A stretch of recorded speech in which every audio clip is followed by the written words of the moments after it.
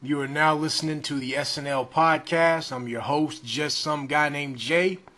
And in this one, we're going to talk about the Martin Short and Paul McCartney episode that aired on December 15th. I know it's a little late, but just been wrapped up in a lot of things. But I definitely wanted to get it on here either before or on Christmas. So I'm on Christmas Eve recording this podcast. Before I go any further, though, I just want to give a shout out. Check out Bagends. He has a hot single out by the name of On Fire. Check that out. The links are in the info box below. Bagends, On Fire. Check out the music video. It's a real energetic song, something to get you pumped up. Very inspirational lyrics. Check it out. All right.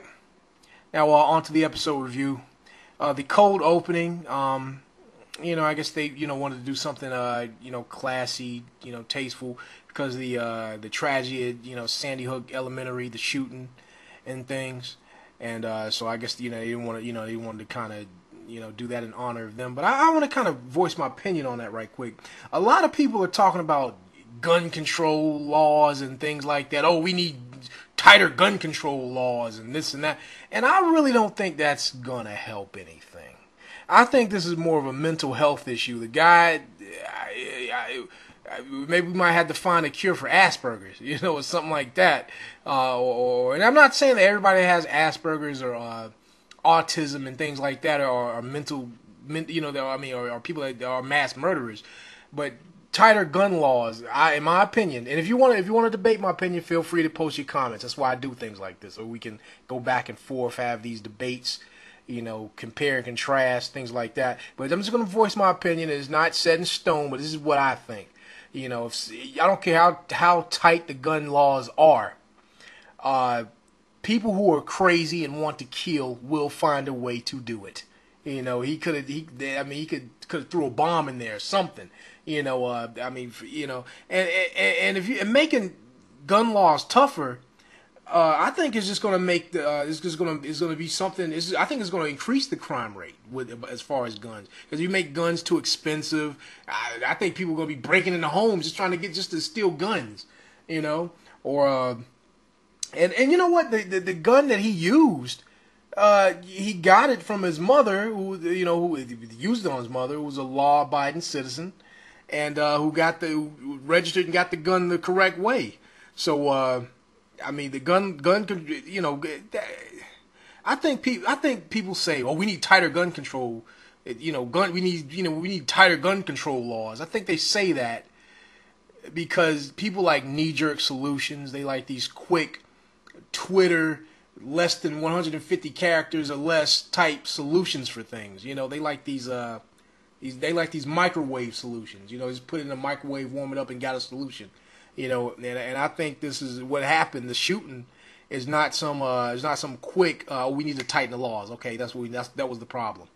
That wasn't the problem. Like this guy that had a mental illness, and the mother. And I don't want to say the mother basically killed herself.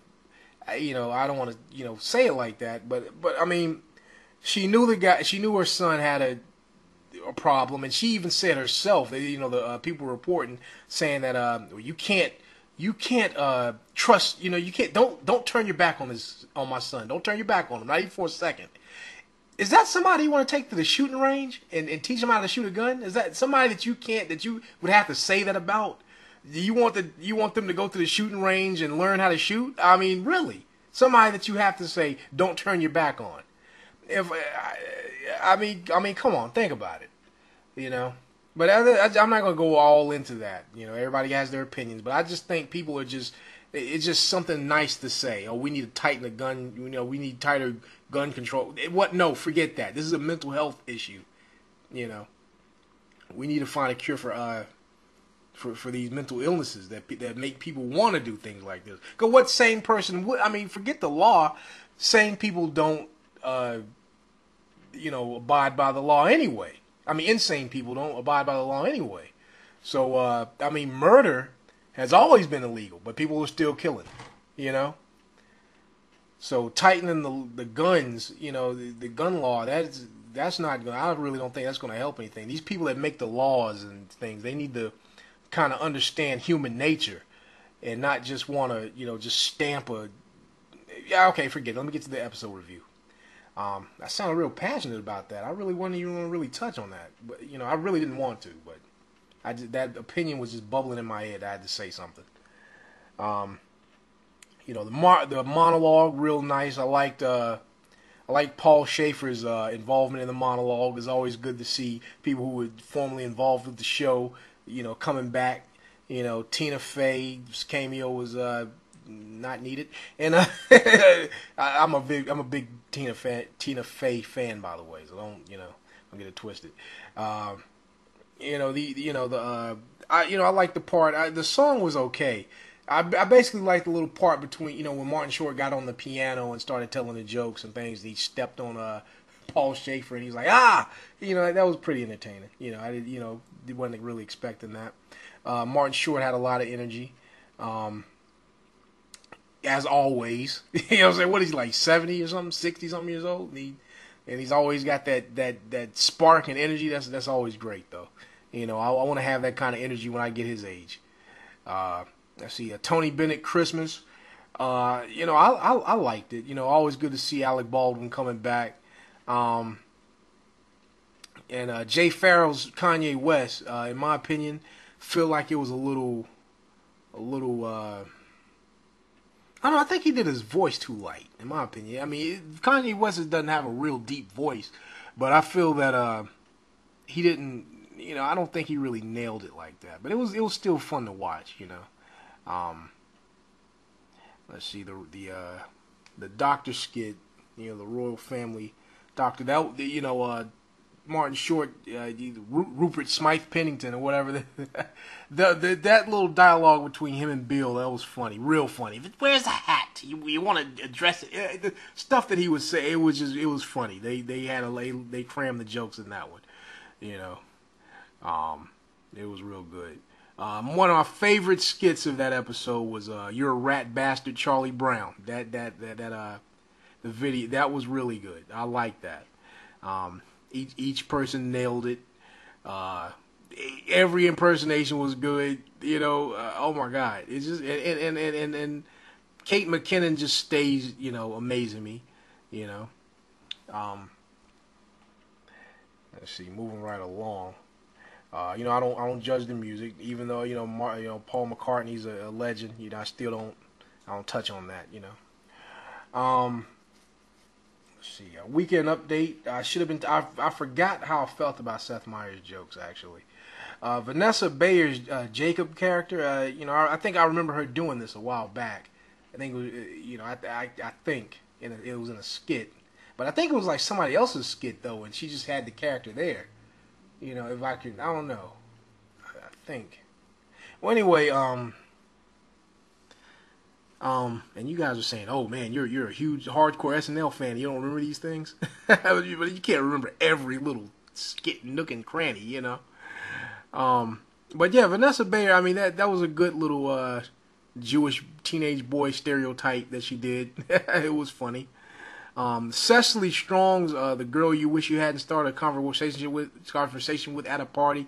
I like that character. A lot of people don't like that character, but I like it because that's real. You meet women like that. You meet, at a, like they think they know everything. Like if you can just touch one person, and you actually do meet women that think you do. You know somebody that's like that. And it seems like, I hate to say it though, man, but even though it's funny, it seems like it has like a little hint of condescending racism in it too. I don't know. That's why I don't know. I see a lot of that stuff, even if it's not meant to be like that, or even if it wasn't. That's not what they're aiming for. I kind of smell a little bit of that in there. But Cecily Strong is a good performer, either way. And I'm looking forward to seeing more of her. She's definitely a keeper on the featured player team. What up with that? I thought Kenan retired this. I know he brought it back when Rudolph came to host, but I thought he retired when the real Lindsey Buckingham came on. I thought that was kind of a way of saying, okay, we're ending the skit.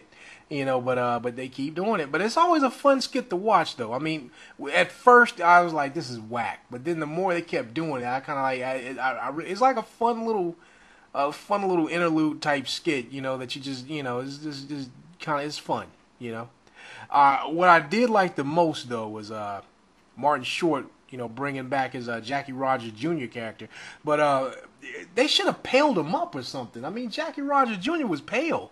Like they should have powdered his face up or something, or purpled his lips or something. He didn't look like the original Jackie Rogers Jr. It just looked like he just had on the same kind of flashy suit and had on the wig, but they didn't do anything to his face. They didn't powder him up, But I guess because it was just a quick cameo, I guess they didn't want to do it like that, But it would have been better if he would have just came out looking like he normally does, And I really wanted to see an Ed Grimley skit too, man. I really did. I guess kids today don't know what that is, but I wish they would have did that. Oh yeah, and everybody's been talking about Samuel L. Jackson cursing.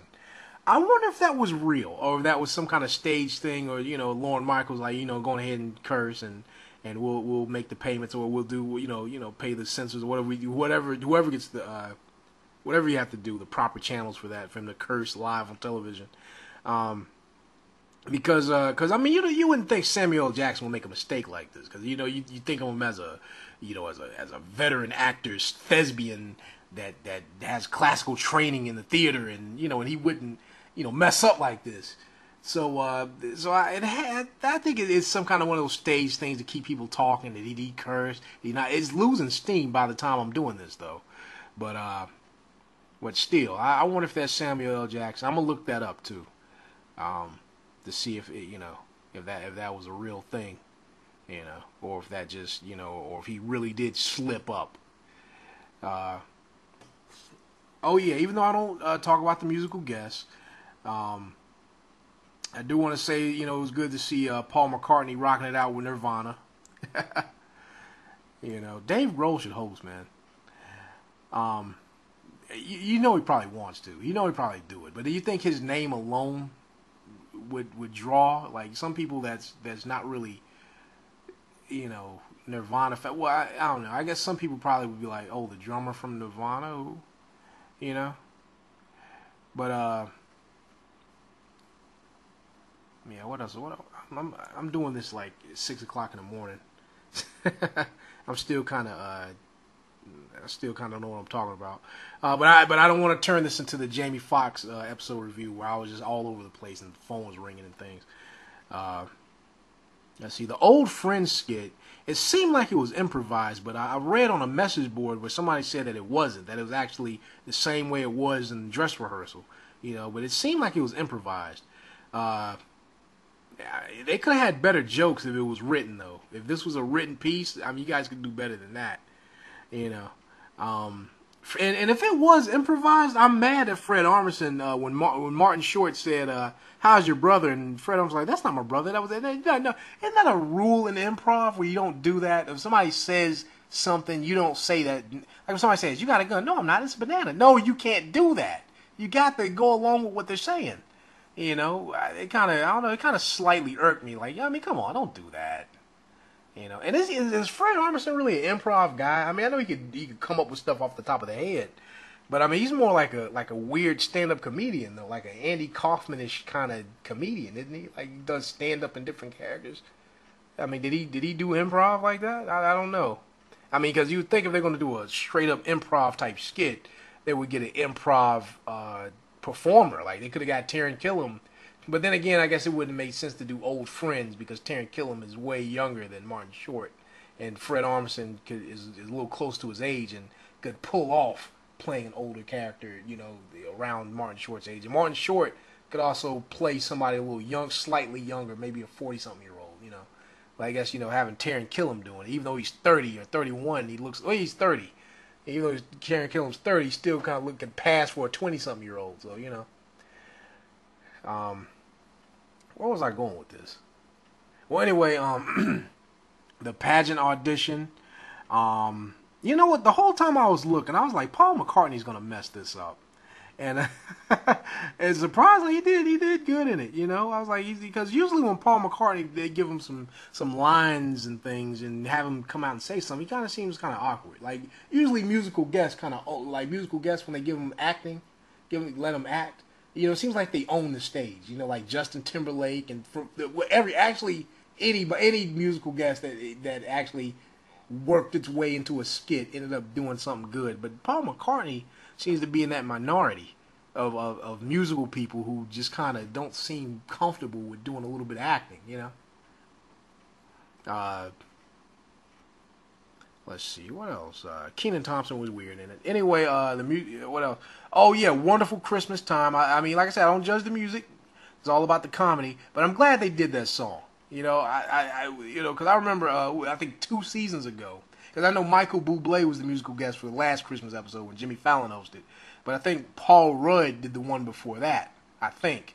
Did Paul Rudd do the one before that? And Paul McCartney was the musical guest. And they didn't do Wonderful Christmas Time. I was like, that beat is hot. You should do that for this show. You know, it was a classic song or whatever, but well they did it, you know. I'm glad they did. Actually, overall, bottom line, Martin Short did his thing. You know what I'm saying? He owns the stage, man. You know, he's a veteran. You know, he's a you know, I want to call him a legend, but is he a legend? Is it safe to say that about Martin Short? I guess so. You know,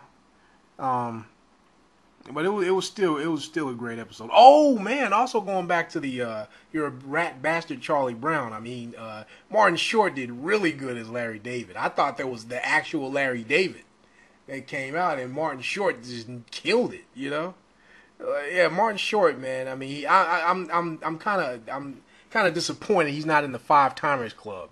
You know, by now it's like what is his 3rd time hosting. You know, he should have been hosted by 5 times by now. You know, especially like in the mid 90s, you know, like, you know, not even the mid 90s, like the late 80s they could have let him, you know. Yeah, Martin Short's always good to have around. But that's all I want to say. Hope everybody have a wonderful Christmas or holiday, whatever you celebrate, you know, the festive season. And also, if you want to debate the gun law, the thing I was talking about, the guns and the killing and the Sandy Hook tragedy. If you want to talk about that, you could leave some comments. We can go back and forth on that too. All is welcome. I try to reply to everybody. Even if you say, "Hey, this was a nice podcast," I try to reply to everybody. I try to. So definitely post your comments. Even if you want to say something about the Samuel L. Jackson cursing, feel free to post it. And if you want to say something about the Martin Short, like I didn't think Martin Short did good, you're welcome to post that too. And also check out Mono Baggens, the single On Fire. It is on fire. I'm gonna have the links in the info box. Definitely check that out. Again, I'm some guy named Jay. That's my story. I'm sticking to it.